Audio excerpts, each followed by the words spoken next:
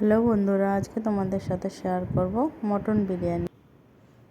কড়াই বসিয়ে নিয়েছি, সাদা তেল দিয়ে দিলাম। এখানে পেঁয়াজ কাটা আছে, একটু ময়দা মিশিয়ে নিয়েছি পেঁয়াজ বেরেস্তাটা করার জন্য। দেখো বেরেস্তাটা হয়ে গেছে। এখানে মটন রাখা আছে, এখানে মশলা করে নিয়েছি, আদা রসুন লঙ্কা ম্যারিনেট করার জন্য মশলাটা দিয়ে দিলাম। নুন হলুদ টক দই দিয়ে ম্যারিনেট করে রেখে দিলাম। এখানে আলু নিয়ে নিয়েছি কাটা, আলুটা ভাজতে দিয়েছি। নুন দিয়ে দিলাম, একটু কালার দিয়ে দিলাম। ভাজা হয়ে গেছে, জল দিয়ে দিলাম। আলুটা সিদ্ধ হয়ে গেছে। এদিকে প্রেসার কুকার নিয়ে নিয়েছি, এতে গোটা গরম মশলা তেল দিয়ে দিয়েছি, পেঁয়াজটা দিয়ে দিলাম, দিয়ে এখানে ম্যারিনেট করা মটনটা ঢেলে দিলাম। লাল শুকনো লঙ্কার গুঁড়ো দিয়ে দিলাম। এদিকে জল নিয়ে বসিয়ে দিয়েছি, গোটা গরম মশলা দিয়ে দিয়েছি,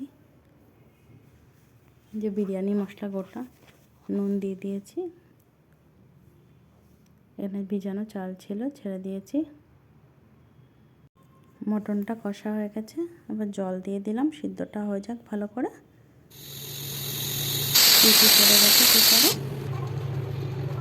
এদিকে ভাতটাও রেডি হয়ে গেছে, ভাতটা ছেঁকে নিয়েছি।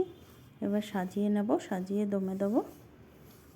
ফার্স্টে ঘি দিয়ে দিয়েছি, তারপরে ভাত দিয়ে দিয়েছি, পেঁয়াজ বেরেস্তা দিয়ে দিলাম, আলু টালু সাজিয়ে দিচ্ছি।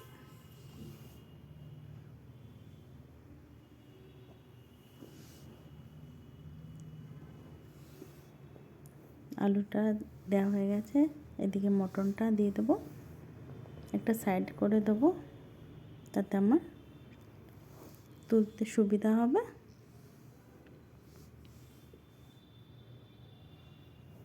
সাজানো হয়ে গেছে, পেঁয়াজ বেরেস্তা উপরে দিয়ে দিলাম, আর দুধ কেশর মিঠা আতর ঘি সব কিছু এখানে দিয়ে দিয়েছি।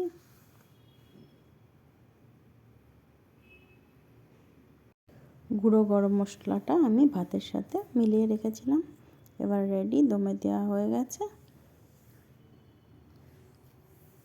দেখো মটন বিরিয়ানি আমার রেডি হয়ে গেছে। ভিডিওটা ভালো লাগলে লাইক কমেন্ট শেয়ার। টাটা বন্ধুরা।